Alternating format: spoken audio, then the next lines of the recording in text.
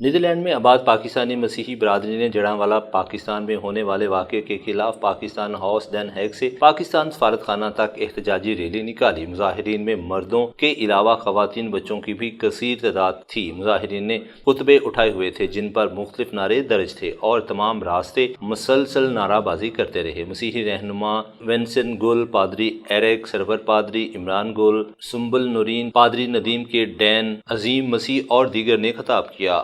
پاکستان میں جڑاں والا میں جو کچھ بھی ہوا ہم اس کی پرزور مذمت کرتے ہیں۔ یہاں پر ہالینڈ کے اندر جو جتنے بھی پاکستانی مسیحی ہیں وہ سب ایک آواز ہیں کہ انصاف دیا جائے۔ جی، میں سنبل نورین بہت ہی دکھی دل کے ساتھ تمام پاکستانی عوام سے یہ اپیل کرنا چاہتی ہوں کہ اپنے ملک کو امن کا گہوارہ بنائیں، نہ کہ اس طرح سے اپنے ہی گھروں کو جلا کے۔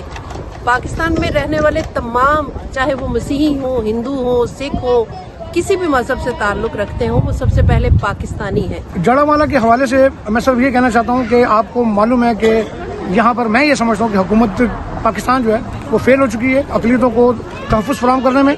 کل ہم نے دیکھا پنجاب کے اندر آئی جی صاحب جو ہیں وہ کہتے ہیں جی انڈیا نے کروایا۔ میرا سوال یہ کہ اگر انڈیا نے کروایا تو کیا آپ جو جنہوں نے جلایا یہ ان پر جاسوسی کے مقدمات بنیں گے؟ کبھی یہ بھول نہیں سکتے کہ ہم پاکستانی ہیں، ہمیں پاکستان سے صرف ایکول رائٹس چاہیے جو ہمارے بہن بھائی ہیں، چاہے وہ کرسچن ہے، مائنورٹی ہے، لیکن ایٹ لیسٹ ہمیں انسانی حقوق پورے ملنے چاہیے جیسے باقی ایز نیشنل پاکستانی سب کو ملتے ہیں، ہمیں بھی ویسے ہی ملنے چاہیے۔ جیو اور جینے دو، ہم اس بات پر ایمان رکھتے ہیں کہ ایک مسیحی ہوتے ہوئے ہمیں بھی جینے کا حق دیا جائے، ہمارے حقوق ہمیں دیے جائیں۔ جب ہم یورپ میں رہتے ہوئے حقوق کی بات کرتے ہیں تو پاکستان میں مسیحیوں کو حقوق کیوں نہیں دیا جاتے؟